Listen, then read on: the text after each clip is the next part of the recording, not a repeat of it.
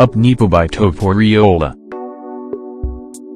I am happy to report that after 12 years, 3 months and 22 days of living in Canada, I have finally witnessed power outage. My first reaction to the power outage was God don't catch this oilbo people. It was an entertaining anti-miracle.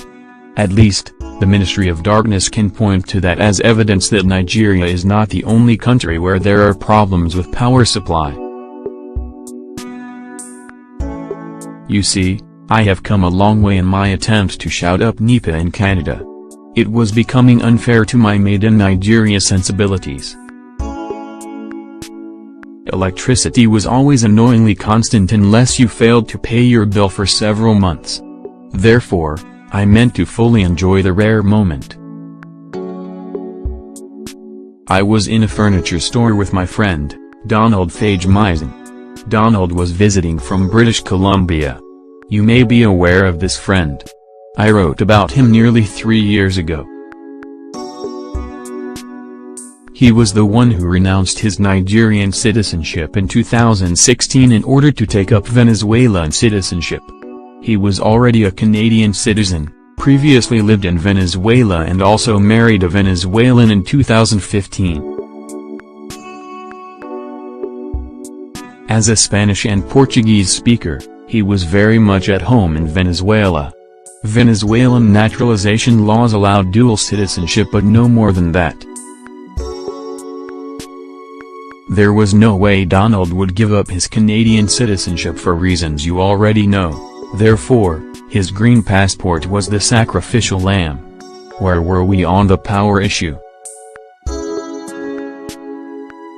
You see, I was denied the pleasure of a proper power outage back at the University of Manitoba, Winnipeg.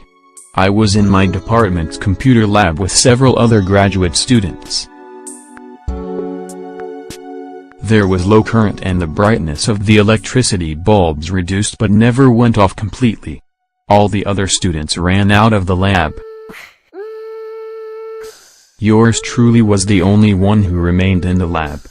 The computer backup power was on, so I continued working. The issue lasted less than a minute. Only a few of the students returned to the lab. They were apparently too scared to return to the lab that day. One of them in fact never returned to that lab until she graduated as she was traumatized by that experience. Some of the brave oilbo students returned to the lab. One of them was an acquaintance. She sat next to me and asked if I noticed what just happened and how everyone was scared and ran out.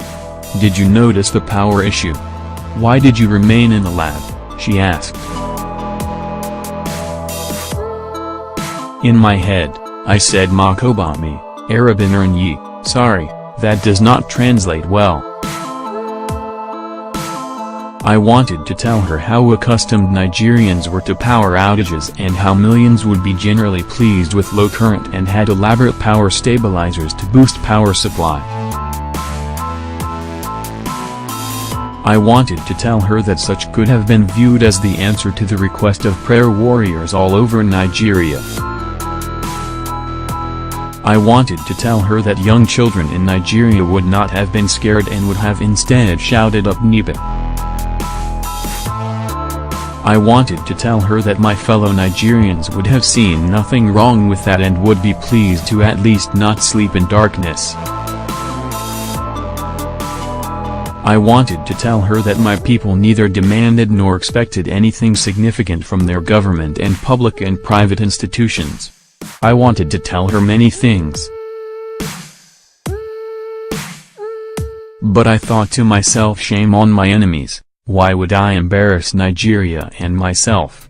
Therefore, I told her, I didn't think it was a big deal. It seemed to me like a massive overreaction to a minor issue. In other words, the problem was with my fellow students who could not bear a moment of near institutional failure. I returned to my room at Tash Hall that night and had a good laugh. I shook my head in pity at how I had been socialized to what was clearly an abnormality. I shook my head at the conditioning of my reflex reaction. I shook my head at the conditioning of my psyche. Why did I not run out like others in the lab? I told myself that I too would run out next time anything close to a power outage happened. That was early 2006. Fast forward to 2019. I was surprised that as power went off at this furniture store, my friend and I did not react in horror. We had seen that multiple times before. Even though we had between us over 30 years of diaspora living and transnational lifestyle, the conditioning of our psyche remained. One guy took out his phone and snapped pictures of the power outage. It was new and entertaining to him. The guy was probably in his 30s. It was his first time of witnessing power outage. It became clear that the effects of where children are born and or raised last through the life course. Even reflex reactions are shaped by early socialization experiences. Before anyone decides to use that to excuse incompetence in Nigeria, be mindful that this was localized to no more than a 500-meter radius. The incident reminded me of the endless days of power outages, praying for electricity, and my church binding and losing principalities and powers to ensure that the special program, all the programs were special, would not be interrupted by NEPA.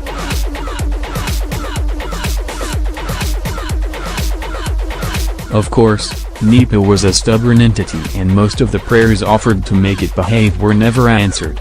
It felt normal in those days to have to pray to have electricity. To my fellow Nigerians, I am pleased to be able to solidarize with you on the perennial power issue after over 12 years. I must point out though that there is no one here fasting and praying for regular power supply. The saints of God over here have other serious issues to deal with. Power is regular over here because of the level of social organization, a no-nonsense attitude towards incompetence and institutional failure, punishment for bureaucratic malfeasance and willingness, or inability to be unwilling, to pay for services. If you are reading this where there is no power supply, you are in my thoughts but not my prayers. God is not an electrician. Follow Oriola on Twitter, @Tope Oriola.